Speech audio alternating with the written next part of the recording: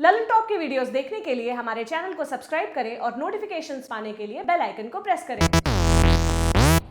इस ईयर जनवरी 2020 से पिछले 4 महीना में हम लोग लगभग 27 ऑपरेशन लॉन्च किए। इस ऑपरेशन में जे.एन.के पुलिस ने स्पेसिफिक इंटेलिजेंस गैदर किया और पुलिस, आर्मी, सीआरपी लेकर ज्वाइंट ऑपरेशन लॉन्च किया गया। इन सारे ऑपरेशंस में लगभग 64 मिलिटेंट्स मारे गए, जिसमें 3 बहुत बड़े कमांडर मारे गए। सबसे पहले कारी यासीन मारा गया जनवरी में, जो जैश का पूरे कश्मीर का चीफ था। उसके बाद एजीएच का मारा गया बुरहान कोका, आप सब जानते हैं उसके बारे में। और जो कल मारा गया उसमें जो एचएम का पूरे जे.एन.के का चीफ था।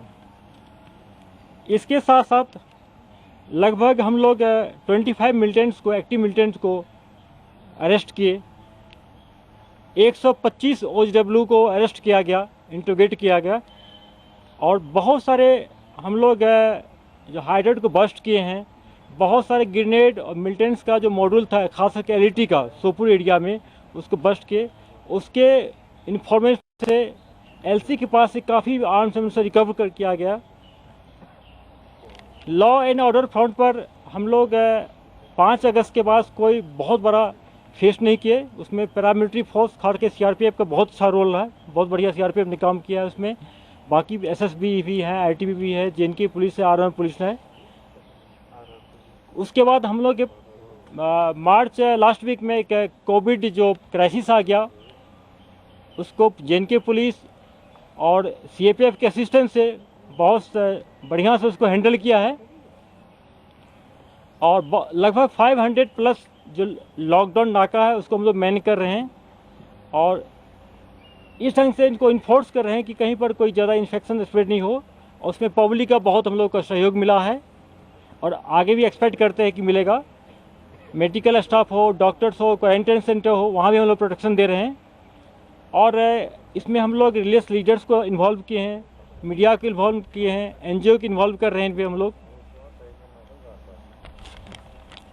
जैसा कि हम सब जानते हैं फ्रेंड्स कि मई 2 के बाद 2 ऐसा इंसिडेंट हुआ जिसमें पुलिस और सिक्योरिटी फोर्स को थोड़ा सा सेटबैक लगा था।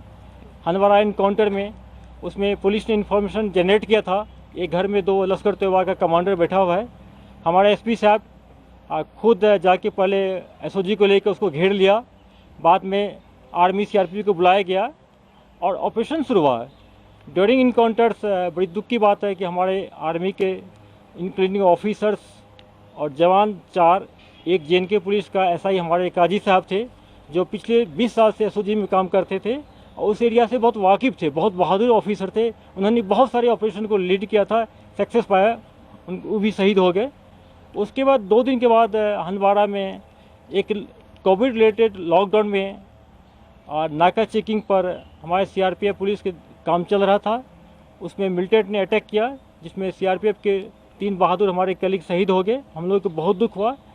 कहने का मतलब है कि 3 दिन के अंदर हम लोग अपना 8 कलीग को खोए।